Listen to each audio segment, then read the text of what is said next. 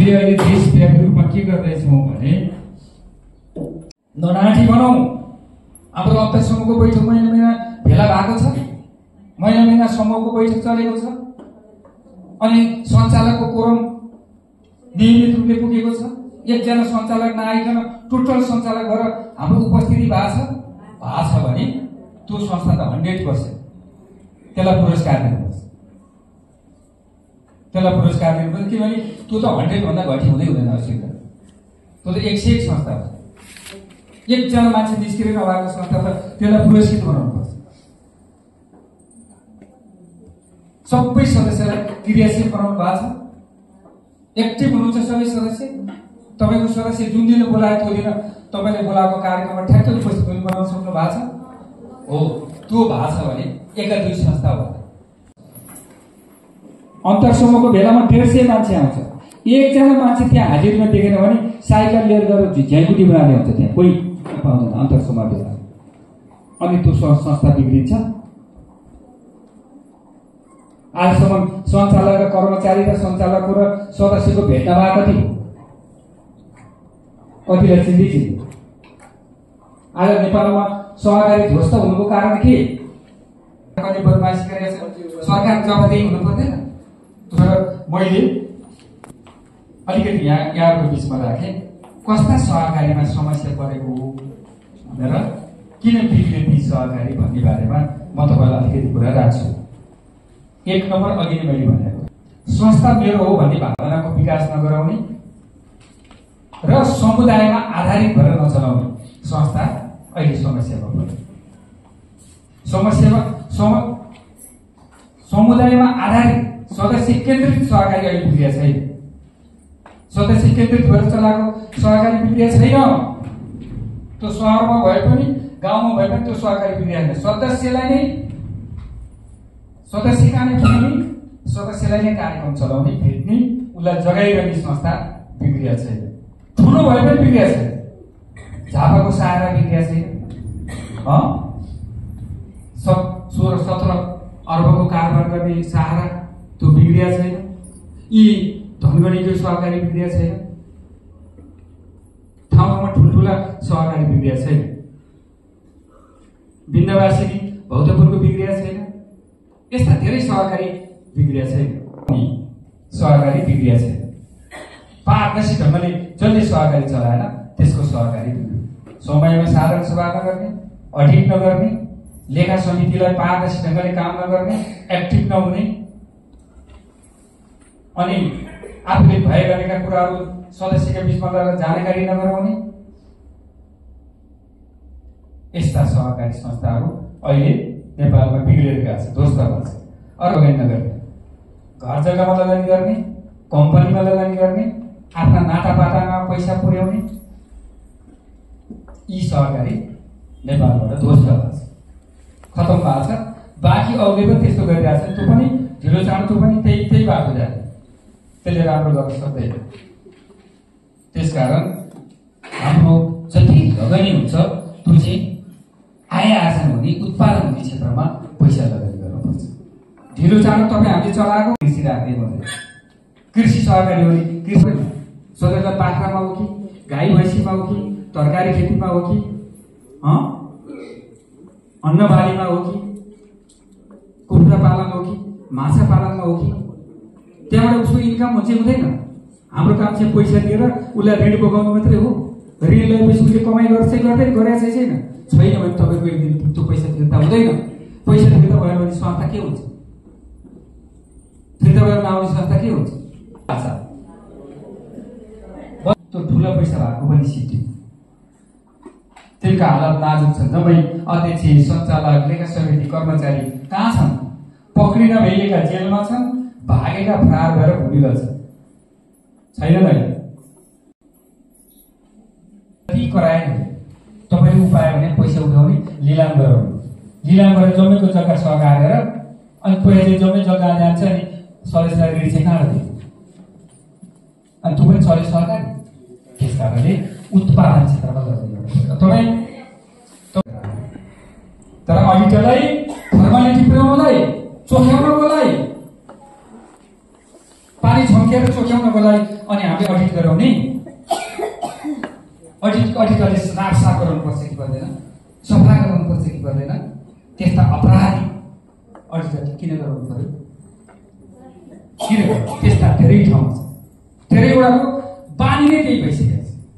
त्यसकारण म आज मैले जन्माइनौँ भन्छ त्यो बाँकी केही गर्दैन, त्यसको रेखदेख केही गर्दैन। नभए यस्तो निर्लज ढङ्गले अरब पैसा हराउँथ्यो नियम होइन। अडिटर राम्रो राख्ने, दक्ष सञ्चालक कर्मचारी लेखा समिति बनाउने, सदस्य जनाउने, उत्पादन क्षेत्रमा लगानी गर्ने होइन। अब यस्तै विषय अनुसारको सहकारी काम गर्ने, जसको जे किटेको विषय छ त्यो अनुसार काम गर्ने।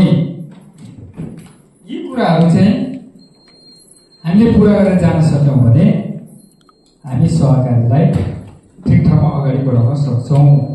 मैले मान्छे त होइन नि, आएको छैन नि, आएको साना किसान मात्रै होइन, साना किसान सञ्चालक भनेर अन्तरसम्मबाट आउने होइन। अनि अन्तरसम्मबाट आउने हो भने आफूले जिम्मा लिएको अन्तरसम्म एवान हुनुपर्छ कि पर्दैन? त्यहाँ भागनामा हुन्छ कि हुँदैन? त्यहाँको सबै समूहको बैठक अध्यक्षलाई केमा सही गरे थाहै दिन्छ। लेखा समिति भने मरेर बाँचे थाहै छ, मरेर बाँचेकै थाहा छ। अरू कर्मचारी त तलब थाल्न आउने, यो गर भने गर्ने, उ गर भने गर्ने, यो फाइल त्यहाँ राख्ने राखिदिने, त्यस्ता खाले कर्मचारी उसमा हाजिर भएर बसिरहेको छ। आज मैले किन धरिकिन बोला अर्बसम्मको प्रोजेक्ट हामीले एग्रिमेन्ट गर्नको लागि उनले डिजाइन गरिसकेको छ। इफाड जस्तो संसारको नाम चलेको संस्था हाम्रो पार्टनर छ। लामो काम चाहिँ मैले देखाउन सकेँ, मलाई क्षमा दिनुहोस्, म अर्कोचोटि यसलाई पुरा गर्छु। बाँकी काम मैले यो यसरी गरेँ, यो यसरी गरेँ, यसरी पुरा गरेँ, मैले यो काम फत्ते गरेँ, बाँकी त सकेँ, मलाई माफ सञ्चालक हस्, तपाईँलाई माफ भयो, बस्नुहोस्। हुन्छ त्यहाँबाट अध्यक्ष ट्याक्क कुर्सीमा बस्छ, त्यसपछि अरूलाई सुरु गर्छ। सञ्चालक तपाईँको लजको काम के गर्नुभयो? मेरो राम्रो छ, यसो गरेँ, यो महिनाभरिमा यो प्रगति भयो। अनि तपाईँको होटलको मेरो चाहिँ अस्तिको अघिल्लो महिनाभन्दा एक वर्ष अलिकति घाटा भयो। किन सबै ध्यान दिनुहोस् है। उहाँले देशभरि यो 50-60 हजार मान्छेलाई जुरुक्क उचालेर नेतृत्व गरेर मुलुक जुरुक्क उचाले, सबै हाम्रा सदस्यहरू जुरुक्क उचालेर यो अभियान चाहिँ अरू 1, 2, 3 कुनै हालले मर्न दिँदैन। खोइ त तपाईँ के लाग्छ हो भन्न सकिँदै? म त त्यो अठोट गरेँ, मैले जसरी यसरी तपाईँलाई राखेर। सहकारीमा सुशासन प्रवर्धन, कृषि, किसान र सहकारी बीचको क्लोज कनेक्सन, त्यसै गरी सञ्चालक, लेखा समिति र कर्मचारीलाई आफ्नो जिम्मेवारी र काम कर्तव्यको बोध गराई सो सकारात्मकता, सो उत्प्रेरणा र सो जिम्मेवारी वहन गराउने, कृषि उद्यमशीलता विकास र विस्तार गर्ने, साथै सहकारीलाई सबल, सक्षम, दिगोपन र उत्कृष्ट बनाउन सदस्य केन्द्रित कार्यक्रम सञ्चालन गर्ने उद्देश्यले यो कार्यक्रमको आयोजना गरिएको थियो, जसमा संस्थागत सुशासन, अनुशासन, पारदर्शिता र सबलताका लागि संस्थाका जिम्मेवार पदाधिकारीहरूले सही समयमा सही निर्णय लिन सक्नुपर्ने, हरेक निर्णय लिँदाखेरि चाहिँ सेन्सिटिभ हुनुपर्ने, त्यसै गरी सदस्य केन्द्रित निर्णयहरू लिनुपर्ने र सदस्यहरूप्रति जहिले पनि जवाबदेही र लोयल हुनुपर्ने लगायतका विषयमा प्रशिक्षण गरिएको थियो। प्रतिस्पर्धामा अन्य संस्थाहरूभन्दा अब्बल रहन सहकारीका सम्पूर्ण पदाधिकारीहरूमा सो उत्तरदायित्व र जिम्मेवारी बोध हुनुपर्ने, कृषि, किसान र सहकारी बीच सहकारी र आत्मीयताको विकास हुनुपर्ने, सहकारी र सदस्य बीचमा विश्वासको सिर्जना हुने, त्यसै गरी कर्मचारीमा अथक मेहनत, इमान्दारिता र संवेदनशील भई निर्णय लिनुपर्ने, सहकारी एउटा प्रभाव र प्रेरणाको स्रोत बन्नुपर्ने, संस्थासँग जोडिएका समसामयिक विषयमा अपडेट भइराख्नुपर्ने, टिममा समझदारीता हुनुपर्ने, साथै सहकारीको नीति नियम कानुनप्रति अपडेट सँगसँगै सजग भएको खण्डमा हाम्रो सहकारी चाहिँ एकदमै उत्कृष्ट हुने देखिन्छ। के हुन्छ त्यो हुन्छ सबै बराबर खटेन भने मेरो पनि हालत के हुन्छ भन्ने कुरो उसको दिमागमा पनि कुरा हालेर पठाउनु पर्यो। के छोड्छ के काम गर्छ त्यो बनाउनु खोजेको हो नि। अनि तपाईँको मान्छे आएन भने त उसले यो कुरा सुन्नै पाएन भने त अस्ति नै जस्तै बन्छ। फजुल खर्च हुन दिँदैन। त्यस कारणले त्यो लेखा समिति त्यहाँ भरपर्दो छ भनेर उसले पैसा राखे होइन। सहकारी केले चल्छ? 1 नम्बरमा विश्वास। अनि त्यो विश्वास गरेका छ गरे भए विशालजीले अघि हँसेको छुटिया छ त्यो गरे भए त्यसरी हामीले अन्तरसमूहको भेला गरेर पढाउने गरे भए सर्जन गरे भए अनि अहिले यो डाटा पढाएर सुनाउनु पर्थ्यो। स्कुलको भवन बनाउनु पैसा माथिबाट आउँछ, भवन बनाउनु जाँदा काम आउँछ, त्यहाँ एउटा दाम आउँछ अनि त्यही ज्याला गरेर परिगरेर खेती गरेर आम्दानी राखेर चलाएको सहकारी खतम बिउ सदस्यलाई बिग्रिया छैन। हाम्रो संस्थाले यति यो काम गरेको छ। सदस्य यति छ, सेयर यति छ, बचत यति छ, आन्तरिक यति छ, लरर यति छ, नाफा यति छ, यसले गरेको क्रियाकलाप कार्यक्रमहरू यति छन्। माथिबाट आएका नयाँ नयाँ कार्यक्रमहरू 1 2 3 4 यस्ता यस्ता छ। यो चिज बताउनु पर्दैन। यो नबताउने सहकारी अहिले खतम भएर बिग्रेको छ। अर्को उत्पादन क्षेत्रमा लगानी गर्नु पैसा पनि कहाँ गयो त? आज सहकारीको 6-7 अर्ब खर्ब 700 अर्ब पैसा खोइ सहकारी घर जग्गा कम्पनीमा आफन्तले बाँडेर पैसा मार्छ।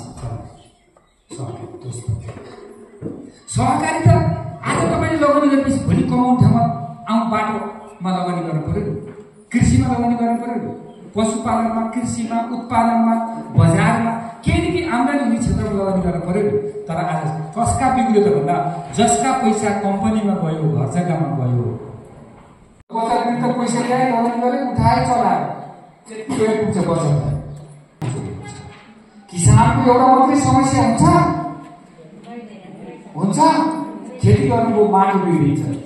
माटो बिग्रियो भने उत्पादन बिउ गतिलो भयो भने टुसायो, मल भयो भने फल्दै, पानी भयो है त। त्यहाँ लेखा ठुलो कि सञ्चालक ठुलो? लेखा ठुलो कि सञ्चालक समिति ठुलो कि लेखा समिति? ए मैले तीन थरी कुरा सुने है। 3 थरी सुने। एउटा